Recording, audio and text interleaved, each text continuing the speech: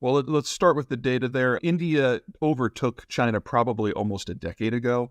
The Chinese have started to revise their data. They're admitting that they overcounted by over 100 million people. So India has been the world's largest country in terms of population for some time. However, that transition as you urbanize and have fewer children, that has hit India as well. And since India was kind of a latecomer, not starting its industrial process until the 80s, it happened there much more quickly than it did, say, in Europe.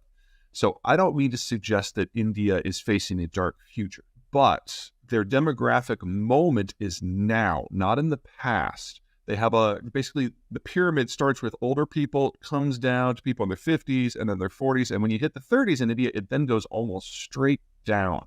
The birth rate halved back in the 90s and it has not bounced back. Now, that means at this moment in time, India does kind of have the magic mix. Because if you've got a lot of young adults who are 20 to 40, but not a huge number of kids, the money that they would have spent on their kids, they spend on themselves. And you get a lot higher quality of growth because when you're building homes and buying cars, that's going to just generate more follow-on growth than when you're buying diapers and taking care of childcare. So there's this 20-year period that the Indians have in front of them where they're going to have much more robust growth. But if their birth rate continues to drop, then 30 years from now, they're going to be looking at a situation like the Germans are facing today. Now, there's a lot that can go wrong and right in 30 years, but it is something to keep in mind. The youngest country in India's cohort is Mexico. They started the process a little bit later. The birth rate didn't drop quite as much, and the fact that they're partnered with the United States really helps. But when you want to talk about shining India, the idea that India is a major global power, you got to remember this. India has no partners at all. So Mexico can partner with the United States. Indonesia can partner with Vietnam and Singapore and Taiwan and Japan. India is on its own. Just the cultural norms of the country make it very difficult for it to see anyone else as an ally or even as a friend. And so any sort of manufacturing boom in India, which will happen, will have to be based entirely on Indian factors. And that's going to challenge cost and the quality and everything else that goes along with that. So do I think India's got a great half century ahead of it? But by itself, not as part of a network that can help it. I think the biggest surprise that's going to be happening to most this decade is the collapse of China as a functional nation state.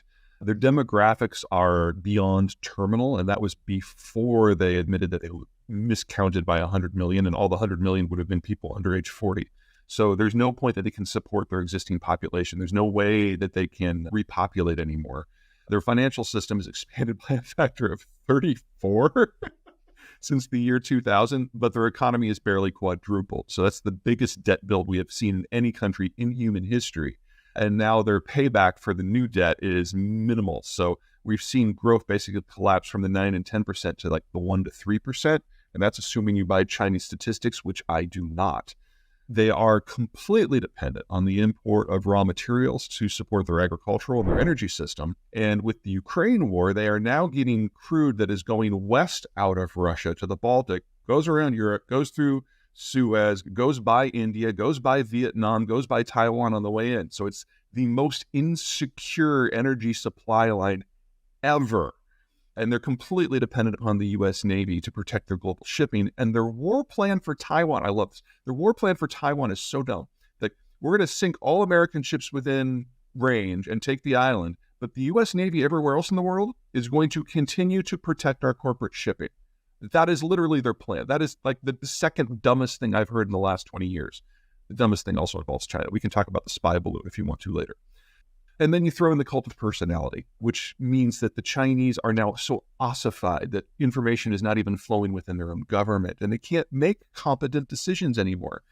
You add it all up, and China has had a great moment. But most of what has allowed China to become the China we know today is globalization. And the Americans aren't maintaining that anymore. And the other part of it is urbanization, which gives you growth, but you can only move people from the countryside to the city once. And if you can't keep that birth rate up, then they collapse. And that's exactly what we're facing this decade. Well, agriculture, manufacturing, those are ones that I think most people understand the concept that you can only do something good, certain things in certain places, that there's concentrations of activity. So if you change the balance of the game, where you do that and moves around. So for example, in the agricultural sector, a lot of the fertilizer production comes from the former Soviet world. That's in the process of falling offline.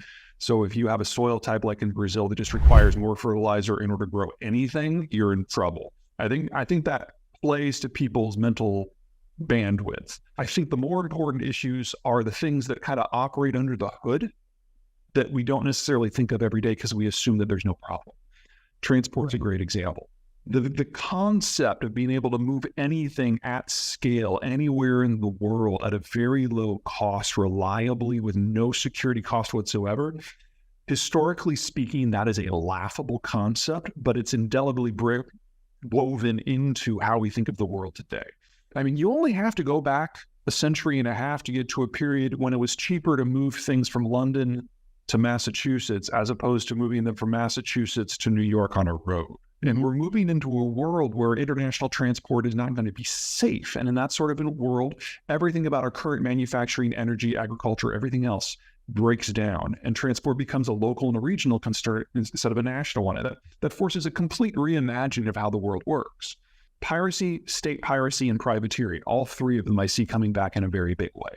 We're seeing piracy in places that are kind of in the no man's land between the major economic zones. So if you think today of the major zones as the Brazilian coast, the American coasts, the European system, the Chinese system, the Indian system, and the Persian Gulf system, those areas have negligible piracy at all.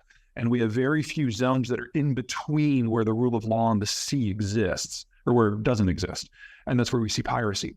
What I'm saying is that when you break down some of these bigger blocks and they can no longer function, and the writ of the state is no longer able to provide regional security, then we have more of those zones.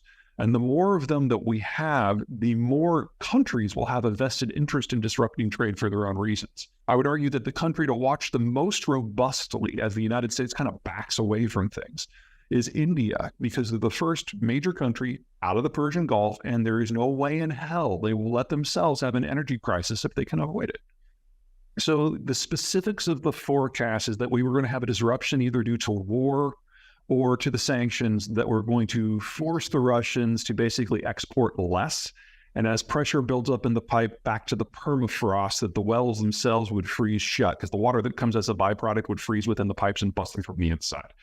The reason that hasn't happened is that original pulse that slowed the exports was not sufficient in size. The Russians were able to shut in wells in non-permafrost zones, specifically Tatarstan and Bashkiristan, and so they only shut in about 1 million barrels a day for about 6 to 8 weeks, and then were able to kick that back up again. I would argue that this is still going to happen. It's just going to take a little bit longer. The specific issue to watch for is on January 1, the sanctions regime on maritime insurance expands from any Russian flagged vessel to any vessel carrying any Russian cargo. That combined with the oil price cap that the Europeans are about to adopt is probably going to lock in at least 2 or 3 million barrels a day, and that's more than enough to cause that pump freeze. And once that happens, that stuff is offline for decades. The Ukraine war is proving that boots in the mud are still absolutely critical. It's just that there's more pieces in motion right now, of which drones are part of the landscape. So don't write off Iran's ability to actually throw people at a problem here. However, I would argue that if we do get to the point where the Iranians feel this is a good idea, keep in mind that with the United States largely not present in the Gulf anymore, the onus will not be on the United States to do something. The onus will be on the Saudis to do something. And since the Saudis have the capacity to export crude to west to the Red Sea instead of having to go through Hormuz, the country here that's likely to lose a lot of its oil export capacity is Iran. So if they start playing that game in the absence of the United States, I have no doubt that the Saudi Arabians have the military capacity necessary to utterly destroy all Iranian oil export capacity. The Iranian military is designed to occupy its own country. I mean, you guys remember the movie 300, The Thousand Nations of Persia? That's actually pretty accurate. Even today, after 4,000 years of cultural unification, Iran is only 50% Persian. And the way that you keep all these various mountain peoples from rebelling is you occupy your own country. That's why they have a 1 million-man army. We have not yet gotten to the point where I think that the mullahs feel a serious level of threat.